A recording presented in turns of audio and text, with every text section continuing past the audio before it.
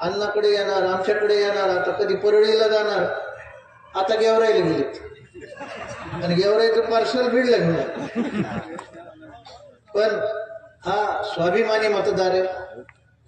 मी फार काय बोलणार नाही, तुम्हाला सगळ्या गोष्टी माहिती पण येणार आहे.